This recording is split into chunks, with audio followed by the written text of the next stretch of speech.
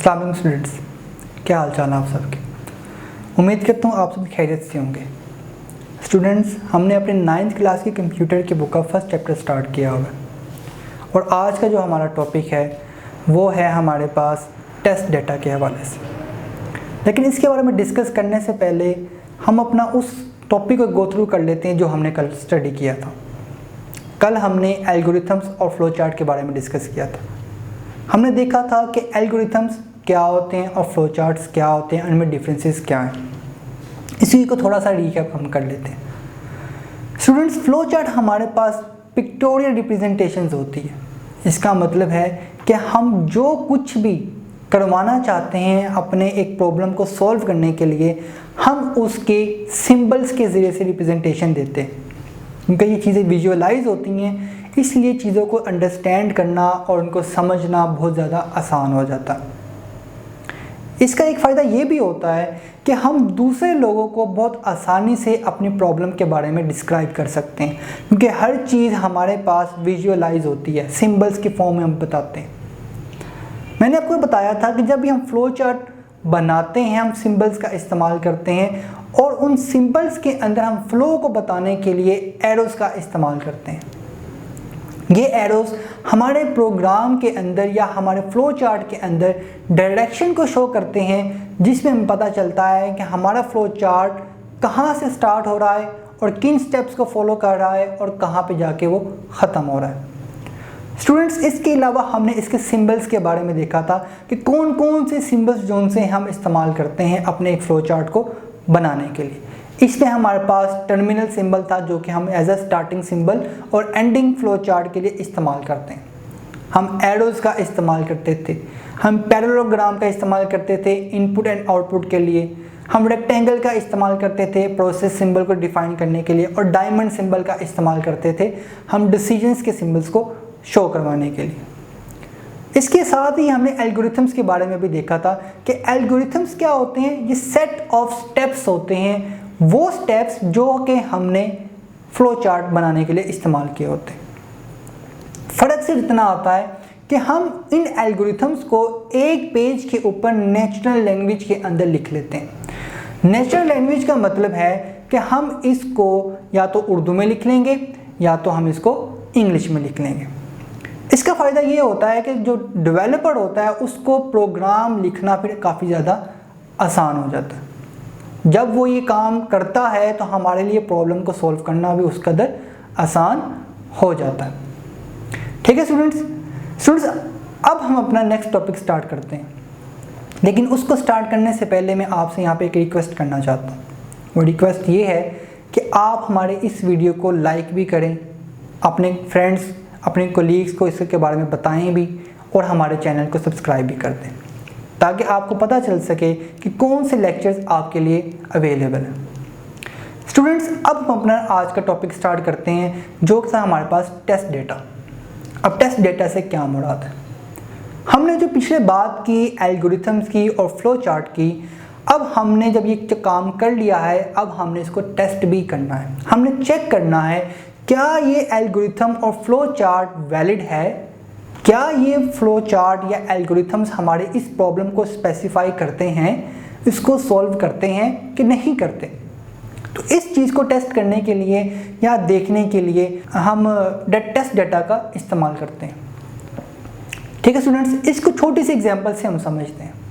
मिसाल के तौर पे हमने 3 नंबर्स की एवरेज फाइंड करनी है।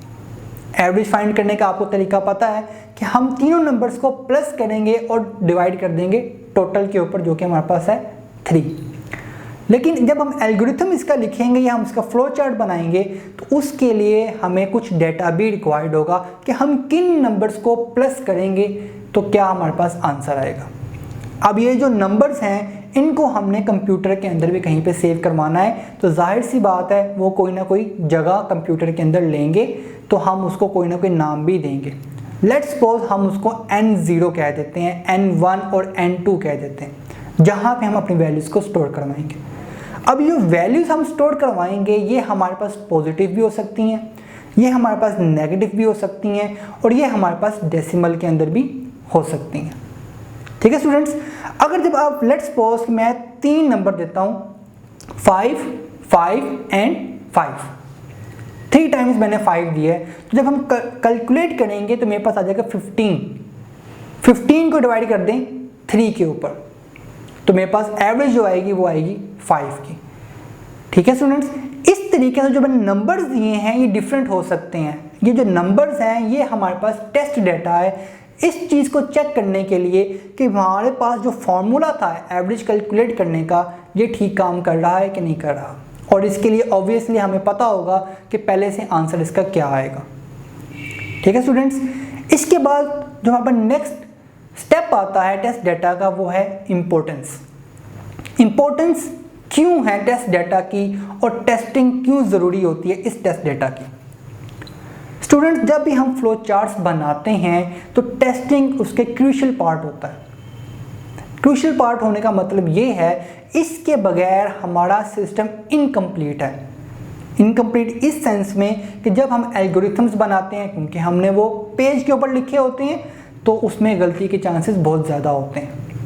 तो जब डेवलपर उसको एक किसी प्रोग्रामिंग लैंग्वेज में कन्वर्ट करता है तो कन्वर्ट करने के बाद जब हम उसको एग्जीक्यूट करते हैं तो उस दौरान डिफरेंट किस्म के बग्स और एरर्स हमारे सामने आते हैं। तो ये टेस्ट डेटा जो होता है हमारे पास इस चीज़ को बहुत ज़्यादा हेल्प करता है कि हम उसमें एरर्स को फाइंड कर सकें और हम उसको सॉल्व कर सकें।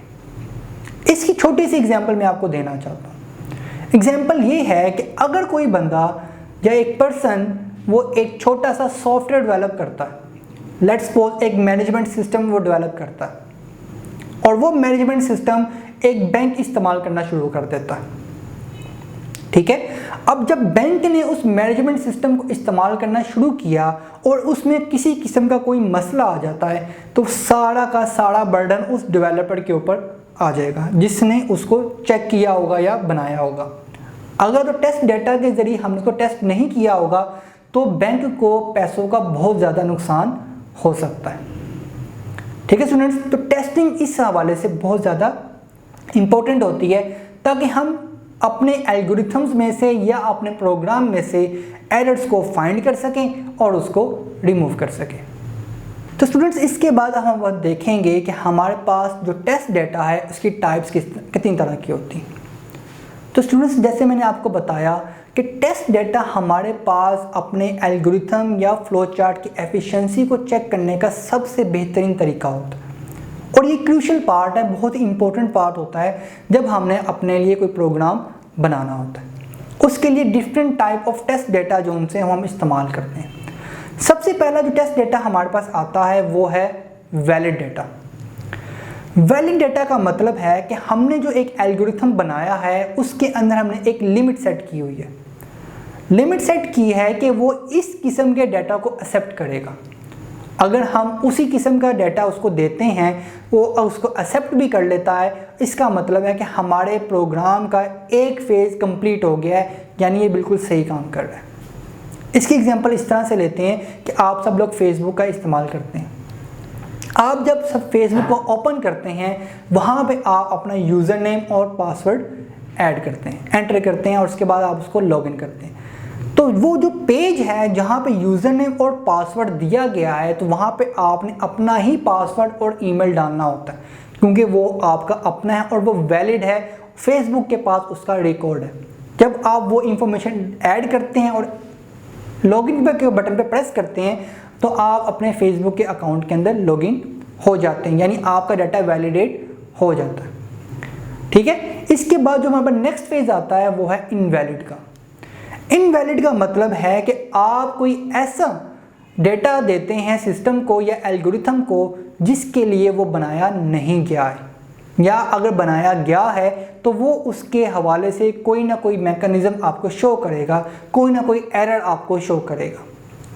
इसके एग्जांपल वही हम फेसबुक वाले लेते हैं। अगर आप यूज़र नेम गलत ऐड कर देते हैं या पासवर्ड गलत ऐड कर देते हैं तो वो आपको एक इनवैलिड यूज़र नेम या पासवर्ड का मैसेज शो करता है। तो वो बताता है कि आपने जो इंफॉर्मेशन मुझे दी है यूज़र नेम की फॉर्म में या पासवर्ड की फॉर्म में, मैं इसको रिकॉग्नाइज नहीं करता हूँ, ये चीज़ गलत है, तो आप उसको ठीक से इंफॉर्मेशन प्रोवाइड करें। ठीक है स्टूडेंट्स, इसके बाद हमारे पास आती है boundary of the test data. Boundary का मतलब है कि हमारे पास जो एल्गोरिथम है उसकी लिमिट क्या है, आखिर कि वो किस लिमिट तक जाके अपने आप को वैलिडेट कर सकता है। ठीक है स्टूडेंट्स, इसकी एग्जांपल हम वो बैंक वाले ही एग्जांपल लेते हैं कि आपको पता है कि बैंक के अंदर जब आप लोन लेने जाते हैं और उसके बाद आप उसको वापस करते हैं, आप किसी इंटरेस्ट रेट के ऊपर उसको वापस करते हैं, तो इंटरेस्ट रेट या तो 0 होता है या तो हाई होता है, 1 होता है, 2 होता है या 14 होता है। ठीक है, तो हमने जो सिस्टम डिज़ाइन किया है हमने वो इस लिहाज से चेक किया हुआ है कि जो हमारी लास्ट डिजिट की वैल्यू है, यानी इंटरेस्ट रेट 14 डिजिट का इसे कैलकुलेट करके देना चाहिए, कहीं वो हमको इससे ज़्यादा का या इससे कम का तो नहीं कैलकुलेट करके दे रहा। ठीक है, तो ये एक्सट्रीम उसकी बाउंड्री हमने सेट की हुई है जहाँ पे हमारा सिस्टम अपने इंतहा पे जाके चीज़ों को कैलकुलेट करता है और हमें उसकी आउटपुट देता है। रॉन्ग डाटा फॉर्मेट्स का मतलब है कि हम गलत किस्म का जो डाटा है वो अपने सिस्टम को प्रोवाइड करते हैं। अब इसका क्या मतलब है? इसका मतलब ये है कि आपको जो इंफॉर्मेशन कही गई थी प्रोवाइड करने के लिए, आपने वो इंफॉर्मेशन प्रोवाइड नहीं की। मिसाल के तौर पे आप जब अपने स्कूल का फॉर्म फिल करते हैं, वहाँ पे आपके पास सेक्शन बना होता है नेम का, फादर नेम का। आप क्या करते हैं, अपने नेम की जगह पे गलत नाम लिख देते हैं या स्पेलिंग मिस्टेक कर देते हैं, तो वहाँ पे आपका वो डेटा इंफॉर्मेशन गलत कंसीडर की जाती है और वो आपके इस एक्ट के ऊपर ऑब्जेक्शन लगा देते हैं कि आपका नेम की स्पेलिंग ठीक है या नहीं ठीक। ठीक है स्टूडेंट्स, तो इस तरह के जो डेटाज होते हैं जहाँ पे हम ये चीज़ चेक करते हैं कि गलत इंफॉर्मेशन देने पे हमारा सिस्टम किस तरीके से रिएक्ट करता है, वो हमारे पास रॉन्ग फॉर्मेट के अंदर आ जाते हैं। और लास्ट फेज जो हमारे पास यहाँ पे टेस्ट डेटा की टाइप में आता है वो है हमारे पास एब्सेंट डेटा। एब्सेंट डेटा का मतलब है कि आपको एक चीज़ रिक्वायर्ड थी लेकिन आपने वो इंफॉर्मेशन प्रोवाइड ही नहीं की, तो फिर क्या हमारा सिस्टम रिएक्ट करेगा। इसकी आम सी एग्जांपल वही फेसबुक वाली हम ले लेते हैं कि आप जस्ट लॉगिन करने की कोशिश करते हैं विद पासवर्ड या जस्ट ईमेल। अगर आप सिर्फ ईमेल ऐड कर रहे हैं और पासवर्ड को ऐड नहीं कर रहे, तो उस सेंस के अंदर हमारा फेसबुक का पेज किस तरीके से रिएक्ट करेगा, आपको किस किस्म का एरर देगा, क्योंकि हमने इसमें एक रिक्वायर्ड फील्ड को एम्प्टी कर दिया है, हमने उसकी इंफॉर्मेशन प्रोवाइड नहीं की, इस वजह से वो आपको कोई ना कोई मसला क्रिएट लाजमी करेगा। तो इस तरीके से हम अपने टेस्ट डेटा को वैलिडेट करते हैं, चेक करते हैं अपने सिस्टम को कि डिफरेंट स्टेप्स के ऊपर या डिफरेंट टेस्ट डेटा के केसेस के ऊपर किस तरीके से काम करता है। तो स्टूडेंट्स, ये था हमारे पास टेस्ट केसेस के हवाले से या टेस्ट डेटा के हवाले से जो कुछ भी अभी हमने देखा।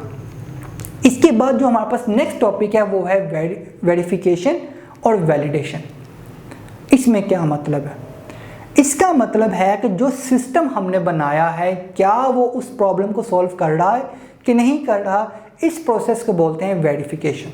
हमने सिर्फ देखना है कि हमारा प्रॉब्लम सॉल्व हो रहा है कि नहीं हो रहा। वो किस तरीके से होगा वो वैलिडेशन के अंदर आए, उसमें कौन से स्टेप्स इन्वॉल्व होंगे वो वैलिडेशन के अंदर आएंगे। ठीक है, इसको दोबारा से आपके लिए रिपीट कर देता हूँ।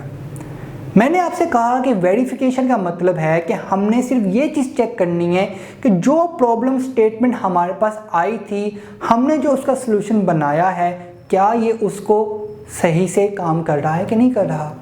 अगर तो नहीं कर रहा तो वो हम फिर एक अलग से सेशन उसका देखेंगे और उसकी हम टेस्टिंग करेंगे और सारे प्रोसेस वो दोबारा से चलेंगे। वैलिडेशन में हमने देखा था कि उसमें कौन से स्टेप्स इन्वॉल्व हैं जिसकी वजह से हमारा एक सलूशन कंप्लीट हो रहा है और हमारे प्रॉब्लम का वो सॉल्व कर रहा है। ठीक है स्टूडेंट्स, यहाँ पे जब हमने वेरिफिकेशन और वैलिडेशन की बात कर ली है तो इसके छोटी सी एग्जांपल से समझ लेते हैं। मिसाल के तौर पे आप एक किसी पिज़्ज़ा शॉप पे गए हैं, आपको पिज़्ज़ा खाने का दिल कर रहा है। आप वहाँ जाकर उसको बताते हैं कि आपने चिकन पिज़्ज़ा खाना है और आपने उसको बताया उसका टेस्ट अच्छा होना चाहिए, वो स्पाइसी ज़्यादा नहीं होना चाहिए। आपने 3 चीज़ें उसको बता दी। उसके बाद आप इंतज़ार करते हैं और इंतज़ार करने के बाद जब पिज़्ज़ा आपके सामने आता है और आप देखते हैं कि हाँ भाई ये जो पिज़्ज़ा मेरे सामने आया है ये चिकन पिज़्ज़ा ही है, तो जब आपने देखा कि जो पिज़्ज़ा आपके सामने पड़ा हुआ है वो चिकन पिज़्ज़ा है, तो आपने वेरीफाई कर लिया कि ये वही पिज़्ज़ा है जो मैंने इसको कहा था। देख के बता दिया आपने कि हाँ भाई यही वो चीज़ है जो मुझे रिक्वायर्ड थी।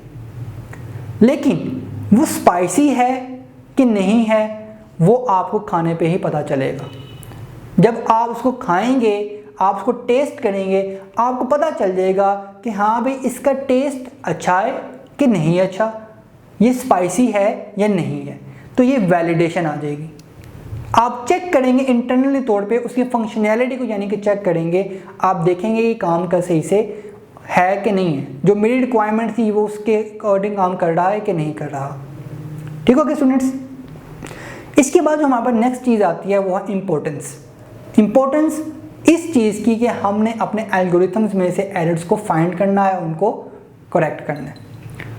अगर किसी स्टेज के ऊपर हमारे पास एल्गोरिथम सही से काम नहीं करता तो हमें उसका रूट कोज देखना पड़ेगा, हमें उसके जड़ को देखना पड़ेगा जहाँ से उस प्रॉब्लम की वो प्रॉब्लम आ रही है हमें।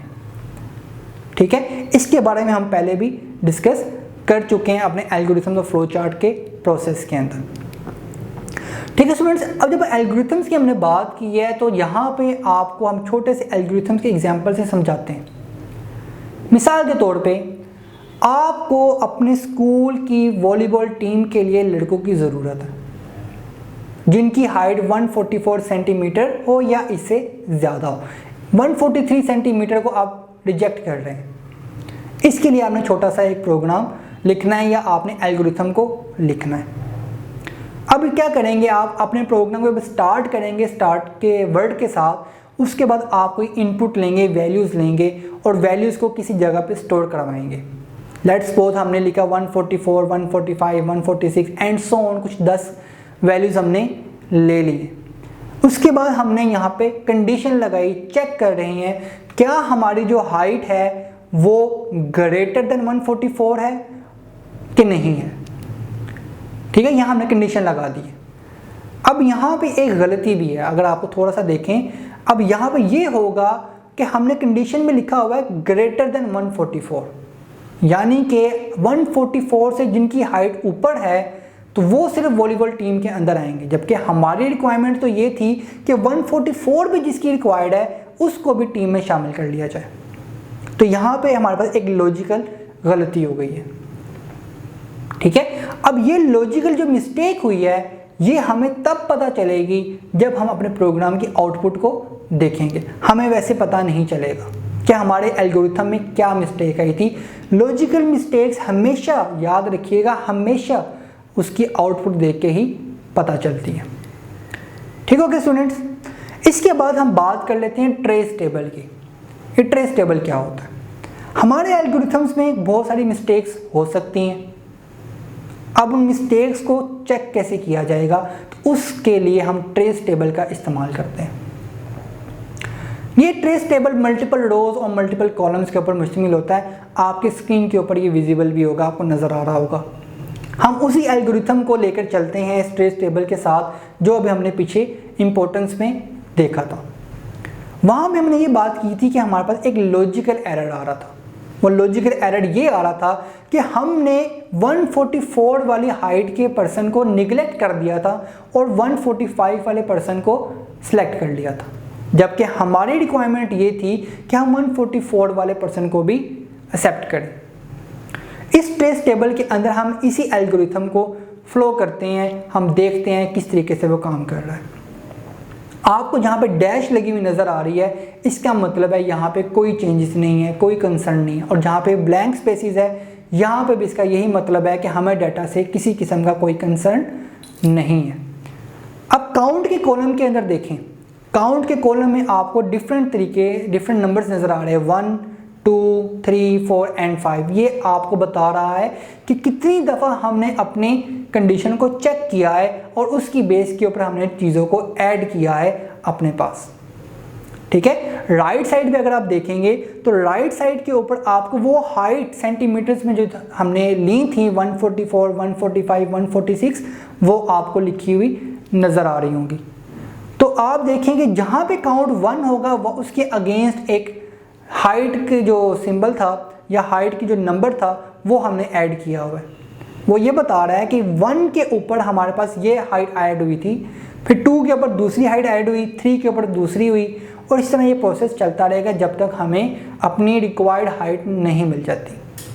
ठीक है, इस ट्रेस टेबल की मदद से हम अपने एल्गोरिथम्स के अंदर एरर्स को आसानी से आइडेंटिफाई कर सकते हैं। स्टूडेंट्स, इसके बाद जो हमारे पास लास्ट चीज़ थी वो ये थी कि हम अपने इनवैलिड टेस्ट डेटा को चेक करें। इनवैलिड टेस्ट डेटा का मतलब क्या है? इनवैलिड टेस्ट डेटा का हमने पहले भी डिस्कस कर चुके हैं कि ऐसा डेटा होता है जो रॉन्ग होता है, किसी कंडीशन के अगेंस्ट रॉन्ग काम करता है, रॉन्ग लॉजिक को फॉलो करता है और हम उसकी बेस के ऊपर कोई मैसेज जो उनसे है हम स्क्रीन पर यूज़र को दिखाते हैं कि आप इस प्रोसेस के लिए अहल नहीं है या आप गलत प्रोसेस को फॉलो कर रही हैं। तो स्टूडेंट्स, यहाँ पे हमें एक चीज़ को इंश्योर करना होता है कि हमारा सिस्टम हर तरह की प्रॉब्लम को आसानी से टैकल कर सके। हमने उसके लिए करेक्ट इन्फॉर्मेशन भी दे के देखनी है, हमने गलत इन्फॉर्मेशन भी दे के देखनी है, हमने उसकी बाउंड्री भी चेक करनी है, हमने उसको एम्प्टी रख के भी चेक करना है। इवन के हर वो चीज़ जिसकी बेस के ऊपर हमें लगता है कि सिस्टम को टेस्ट किया जा सकता है, हम उसके ऊपर सिस्टम को टेस्ट करेंगे, चाहे वो ख्वाह कितनी ही बार हमें डाटा देना पड़े। तो स्टूडेंट्स, आज का जो हमारा ये टॉपिक था वैलिडेशन और वेरिफिकेशन, ये इसके साथ ही ख़त्म होता है। जाने से पहले स्टूडेंट्स हम थोड़ा सा रिकैप कर लेते हैं जो हमने देखा है आज। हमने टेस्ट केसेस की बात की, ये टेस्ट डाटा की बात की कि टेस्ट डाटा होता क्या है। तो ये बहुत इंपॉर्टेंट पार्ट होता है हमारे एल्गोरिथम्स को या फ्लो चार्ट को टेस्ट करने के लिए। हम उनको कोई रैंडम किस्म की इंफॉर्मेशन देते हैं ताकि हमें पता चल सके कि हम अपने प्रोग्राम के अंदर इंफॉर्मेशन जो लेके आ रही हैं वो ठीक है या नहीं ठीक, हमारा प्रोग्राम या एल्गोरिथम उसको टैकल कर सकता है या नहीं कर सकता। ठीक है स्टूडेंट्स, इसके बाद फिर हमने बात की थी उसके डिफरेंट स्टेजेस की, हमने उसकी इंपॉर्टेंस की बात की कि ये कितना इंपॉर्टेंट होता है, इसमें हमें एरर्स को फाइंड करने में बहुत ज़्यादा हेल्प मिलती है। और जब एरर्स ख़त्म होते हैं तो हमारे सॉल्यूशंस की प्रोफिशिएंसी या उसकी इफेक्टिवनेस बहुत ज़्यादा इंक्रीज़ हो जाती है, जिसका फ़ायदा इवेंचुअली हर किसी को होता है। ठीक है, फिर हमने टेस्ट डेटा की टाइप्स देखी थी, जिसमें हमने वैलिड टेस्ट डेटा भी देखा था, इनवैलिड भी देखा था, हमने उसकी लिमिट भी चेक की थी। इसके अलावा हमने उसको एब्सेंट डेटा दे के भी देखा था। ठीक है, इसी तरह बाद में हम वैलिडेशन और वेरिफिकेशन की तरफ भी आए थे। वहाँ पे हमने ये देखा था कि अगर हमारा प्रॉब्लम जो स्टेटमेंट है वो मैच कर रही है हमारे सॉल्यूशन के साथ तो हम उसको वेरीफाई कर लेते थे, और अगर तो उसकी फंक्शनैलिटी सही काम करती है और हमारे प्रॉब्लम को सॉल्व कर देती है तो वो हमारे पास वैलिडेशन के अंदर आ जाता था। और उसकी हमने डिफरेंट चीज़ें देखी थी, हमने इंपॉर्टेंस देखी थी वैलिडेशन की कि कितना इंपॉर्टेंट होता है ये काम करना। ठीक है, इससे हमें पता चल जाता था कि हमारा जो एल्गोरिथम या फ्लो चार्ट है क्या वो इस काबिल है या नहीं है कि वो हमारे प्रोग्राम को सॉल्व कर सके। ठीक है स्टूडेंट्स, उम्मीद करता हूँ आप सबको आज का ये टॉपिक अच्छे से समझ आ गया होगा। अगले टॉपिक में फिर से मिलेंगे, तब तक के लिए अल्लाह हाफिज़।